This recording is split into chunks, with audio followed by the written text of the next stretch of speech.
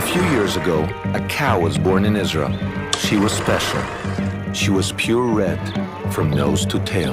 That can only be done with the ashes of a pure red heifer ritually sacrificed. दोस्तों एक बार फिर से red hyper यानी कि लाल बच्चिया का मुद्दा फिर से ट्रेंडिंग पर है और ऐसा बताया जा रहा है कि सन 2024 में ही तीसरे मंदिर का निर्माण इजराइल में शुरू कर दिया जाएगा। सोशल मीडिया पर सैकड़ों की संख्या में वीडियोस हैं इस मुद्दे को लेकर। यहूदी, मुस्लिम्स और क्रिश्चियंस अब सब इस लाल बच्चिया को लेकर चर्चा में है। मुस्लिम्स का मानना है कि जब यहूदी इस लाल बच्चिया को बलिदान करेंगे तो वो बिल्कुल अंतिम समय होगा जब दज्जाल दुनिया पर कहर ढाएगा।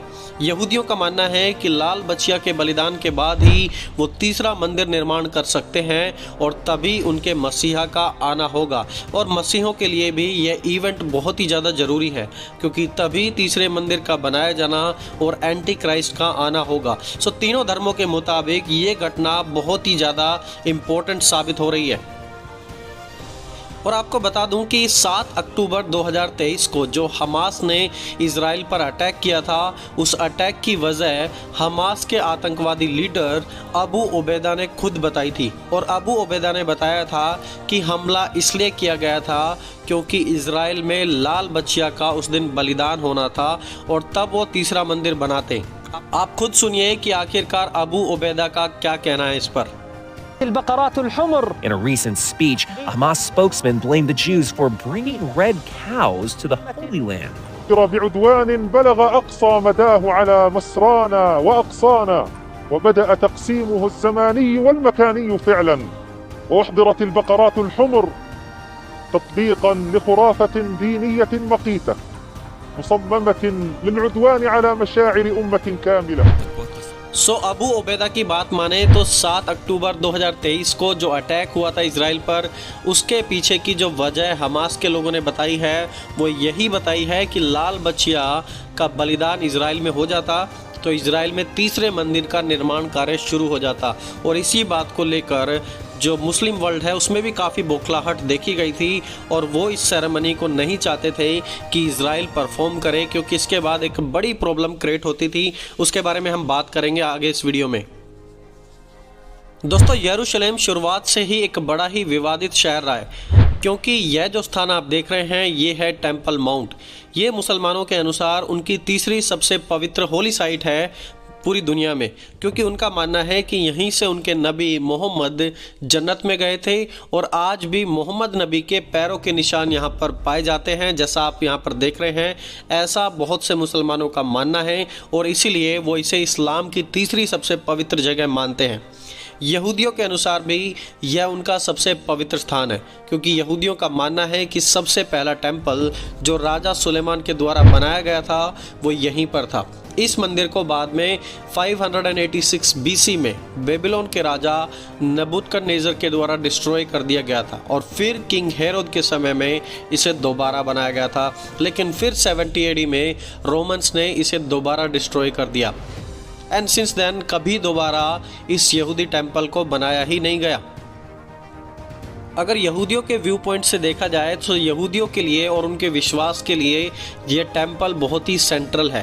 टेंपल के बिना उन्हें लगता है कि उनकी जो स्पिरिचुअल लाइफ है वो इनकम्प्लीट है, अधूरी पड़ी हुई है।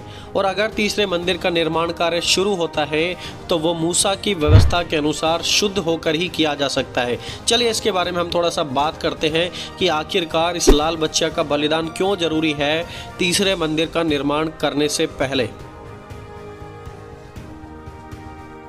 गिनती की किताब उसके 19 अध्याय उसकी दूसरी आयत में हम पढ़ते हैं, व्यवस्था की जिस विधि की आज्ञा यहोवा देता है वह यह है, तू इज़राइलियों से कह कि मेरे पास एक लाल निर्दोष बच्चियाँ ले आओ जिसमें कोई भी दोष ना हो, जिस पर जुआ कभी रखा गया ना हो।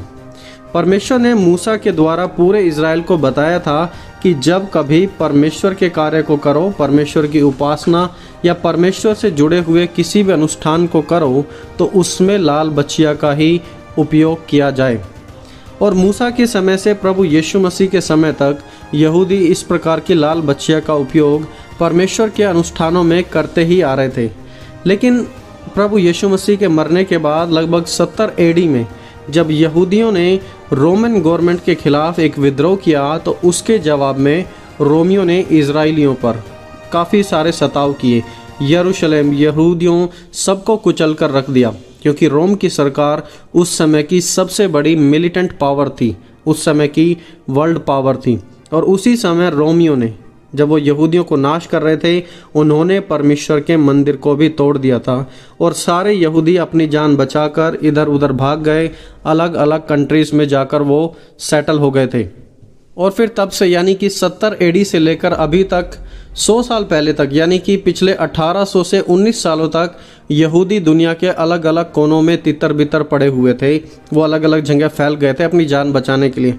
अब क्योंकि पिछले 1800 से 1900 सालों में यहूदी इजराइल में थे ही नहीं, तो वहाँ किसी भी लाल बच्चिया का कोई जन्म ही नहीं हुआ।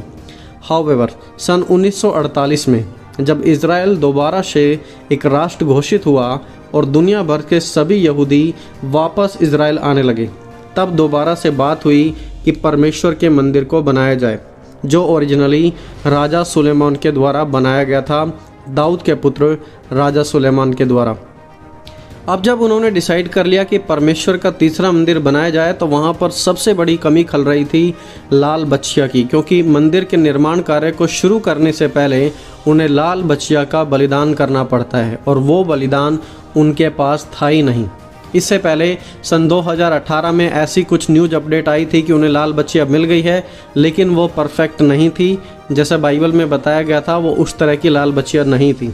तो यहूदी इस बात पर काफ़ी गौर करने लगे कि आखिरकार लाल बच्चियाँ का उपयोग कैसे किया जाए। तो उन्होंने डिसाइड किया कि आने वाले समय में वो इज़राइल में ही इन लाल बच्चियों का पालन पोषण करेंगे और इज़राइल में ही वो इन्हें ढूंढ पाएंगे, ताकि वो परमेश्वर के अनुष्ठानों को, खासकर परमेश्वर के मंदिर को पूरा कर सकें। कुछ सीरियस बातें हैं इस लाल बच्चिया को लेकर। पहली बात कि इसमें कोई भी दोष नहीं होना चाहिए, नो ब्लेमिश। एज लगभग 3 साल या उससे ऊपर होनी चाहिए। एक भी बाल अलग होता है, अगर लाल बच्चिया है तो बाल पूरे लाल होने चाहिए। अगर एक भी बाल किसी दूसरे कलर का है, ब्लैक है या वाइट है, तो उस बच्चिया को रिजेक्ट कर दिया जाएगा। बाल पूरे तरीके से रेड होने चाहिए और बच्चिया के ऊपर कभी भी जुआ ना रखा गया हो। और 5वीं बात कि ऐसी बच्चियाँ होनी चाहिए जिसने कभी भी कोई फिजिकल रिलेशनशिप ना बनाया हो। दोस्तों, यदि यहूदी इतिहासकारों और मॉडर्न हिब्रू स्कॉलर्स की माने तो आज तक लाल बच्चिया का बलिदान पूरे यहूदी इतिहास में सिर्फ और सिर्फ 9 बार हो पाया है, क्योंकि बहुत ही रेयरली ये बच्चियाँ मिल पाती है बलिदान के लिए।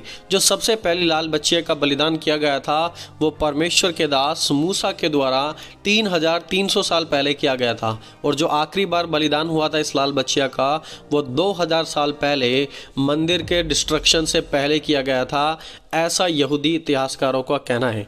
और अब क्योंकि हमास के आतंकियों ने भी इस बात का बयान कर दिया है कि उनका अटैक करने का जो मकसद था वो रेड हाइफर यानी कि लाल बच्चिया को लेकर था, तो इससे यह भी क्लियर होता है कि मुस्लिम वर्ल्ड भी इस चीज़ को लेकर अब काफ़ी सीरियस है और वो नहीं चाहते कि किसी भी कीमत पर इजराइल में तीसरा मंदिर बनाया जाए, क्योंकि जैसे ही लाल बच्चिया का बलिदान होगा वैसे ही इजराइल में तीसरे मंदिर का निर्माण भी शुरू होगा, और तब एक बड़े वॉर की पॉसिबिलिटी होगी, एक बड़ा युद्ध होगा, और तभी उस वॉर को शांत करने के लिए एंटी क्राइस्ट दुनिया के सामने आएगा। वो शांति कायम कराएगा, वो वादा करेगा कि मैं सब चीज़ें ठीक करा सकता हूँ, एंड देन धीरे धीरे चीज़ें बिगड़ने लगेंगी। वो अपने आप को परमेश्वर के तुल्य बनाएगा। सो दोस्तों, जस्ट वेट एंड वॉच कि आगे क्या होने वाला है, क्योंकि चीज़ें अब बिल्कुल इधर उधर होने वाली हैं, अनएक्सपेक्टेड चीज़ें अब होने वाली हैं। और आप कमेंट्स में भी ज़रूर बताएं कि आपको क्या लगता है कि ये जो मंदिर का निर्माण है इसी साल में हो जाएगा या फिर थोड़ा और वेट करना होगा इन चीज़ों को देखने के लिए।